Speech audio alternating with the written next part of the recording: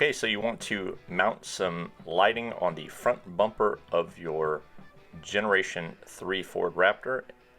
Well, the Foutz Motorsports stock bumper light mount is definitely one to consider. So in this video I'm going to show you guys kind of what's involved with the installation of this light bar. It's not too hard, but it does take a little bit of time and some well thought out procedures. So without further ado, let's go ahead and get started. So in order to mount the Foutz Motorsports stock bumper light mounting bar, you will definitely have to remove both your skid plate as well as the front bumper completely. So Foutz Motorsports does have some installation instructions. They're not terrible, but I'm going to kind of walk you guys through a video here on how to do this and kind of following along with the instructions as well. So first things first, you're going to want to remove your skid plate. Now this has a total of 6 bolts holding it on. You have 2 at the rear and 4 on the front, 2 on each side, the passenger as well as the driver side. They are 15 millimeter for the large rear bolts and 13 millimeter for the front bolts.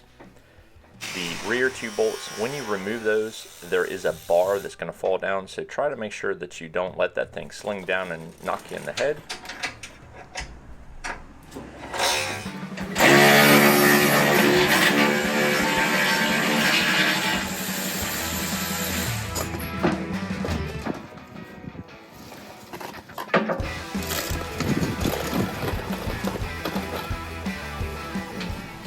Once you get your skid plate removed, you have to start working on removing the bumper assembly. Now on both the passenger and the driver side, there is a support bar that is attached at the frame as well as the bumper by way of an 8 millimeter bolt. You need to take out or remove the 8 millimeter bolt, attaching it to the bumper, and then loosen the 8 millimeter bolt that attaches it to the frame, just so you can move it out of the way. The next step is a little bit time consuming depending on how much clearance you have, but there's a large harness connector that is mounted on top of the passenger side frame rail. Now you need to disconnect this. There's a large gray locking lever, but you have to depress the plastic unlocking piece in order to allow that to swing up. Once you have it swinged up 90 degrees approximately from the connector, you can disconnect this connector. It is also attached by way of a grommet to the frame rail, so just kind of pry up on that with a pry tool or a trim removal tool or something like that, and hopefully you have enough slack in order to properly release this latch so you can disconnect this connector. For me, it was a little tough because I had very little slack to kind of move that thing where I could see it. So lighting will be your friend, and definitely take your time. Do not force the gray lever up or you will damage it.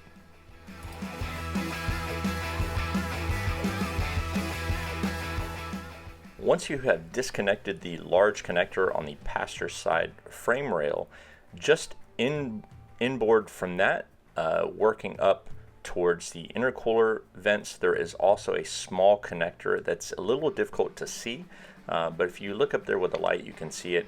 It's the motor that actuates the flaps in front of your intercooler. You must remove this connector. If you do not, you will definitely not be able to remove your bumper. And make sure that you depress the locking clip on this connector. Do not try to just pry it out. Now once you've removed the 2 electrical connectors, you're ready to start the removal of the bumper, and you're going to want to have some help to remove it. It's not heavy, but it's rather awkward. You have 2 21 millimeter nuts on the outside of each side of the frame, on the passenger side as well as the driver side, and on the inboard side of the frame you have a single 21 millimeter nut. So these are the 6 nuts that hold on the bumper to the frame itself. So you're going to want to loosen these up, and then with the help of a friend you're going to want to pull the bumper slightly out and then lower it down, and there's going to be some tabs holding a harness in above the intake to the intercooler flaps. Now for me, this was very challenging because there's not a lot of slack in this harness, and the Foutz instructions say there's only 2 tabs, but there was actually 3 on my 2021. So you're going to want to loosen up those tabs first to remove the harness, and then there's a plug on the right hand side that you have to disconnect as well.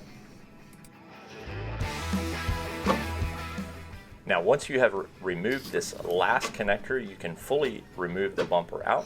Make sure you have some padding or cardboard or carpeting or something like that to kind of set the bumper down. You are going to be moving it around because now you have to do some trimming on the rubber trim piece on the top of the bumper in order to make space for the brackets for the Foutz light mount.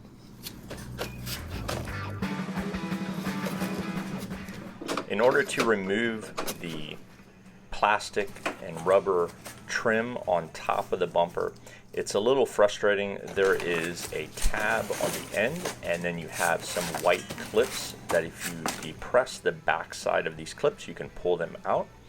You also have some rubber kind of pinch grommets that are part of or molded into the plastic rubber trim.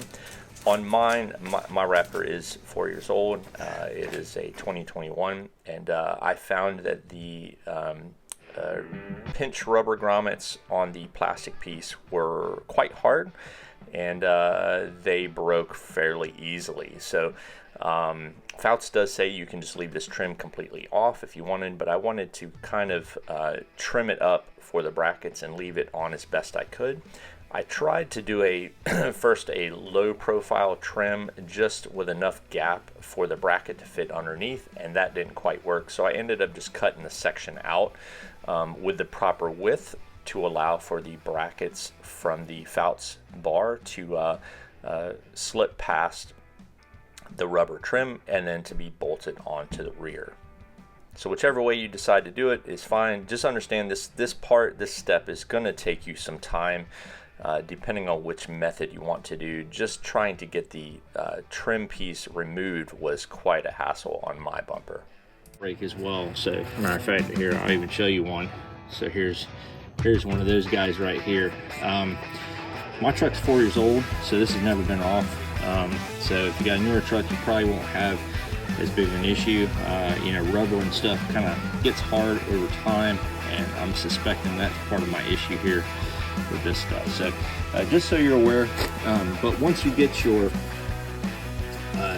light bar or your piece trimmed here, you have 2 bolts here that are going to attach the light bar to the bumper, and then you can start looking at putting it back on the truck. So when you go to put the light bar back on, you are going to need a spacer right here between the light bar and the bolt. Okay, so the Foutz Motorsports light bar attaches to the rear of the bumper by way of 2 mounting brackets. Each one has 2 bolts that hold it on. Once you have those tightened up, you can get your buddy and start to realign the bumper to get it mounted up back on the frame rails of the truck. Now, if you have a third person to help you, it might be kind of easier to do it this way. And the reason I say this is because you have to reconnect that harness above the intercooler intake louver area, and then you also have to reattach the 3 wire loom grommets. And there's not a lot of slack there. There's not a lot of room. I was able to do it while holding the bumper, and my friend was helping me as well. But if you have a third person, it might make things a little easier for you. So just putting that out there. Once you get the 3 grommets reattached and the connector reattached, you can line up the holes on the frames with the bumper and then start to reattach your 21 millimeter nuts on the rear side. Now there's going to be some slop in the bumper, so you're going to want to lift up and kind of align the body lines as you're reinstalling the bumper. And it took us 2 tries. I tried to, luckily on mine there was enough dirt residue that I could see where the nuts were previously, so it would get me close. But yeah, it's not too hard. You have 3 on each side, and if you tighten one down, it will hold it. You don't need to tighten all 3, just for alignment purposes. So it took me, like I said, 2 tries, and then I was pretty much done with that. Once you get the nuts secure, they're a torque value of 75 foot-pounds on those 21 millimeter nuts, so a fairly decent amount of torque. Once you have your bumper nuts torqued back in place to 75 foot-pounds, you can go ahead and start the rest of the reinstallation procedure. So you're going to have to reconnect the smaller door actuator connector on the passenger side above the frame rail on the inboard side, and then also that larger connector that attaches to the top of the passenger side frame rail. So just take your time. You do not want to damage either of these connectors. They're in kind of awkward spots, and you know, that would definitely cause you a headache if you were to damage either one of those.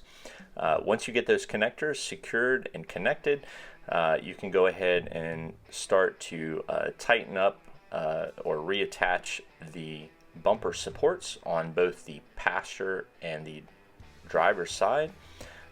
These again are 8 millimeter screws, and pretty light torque on those.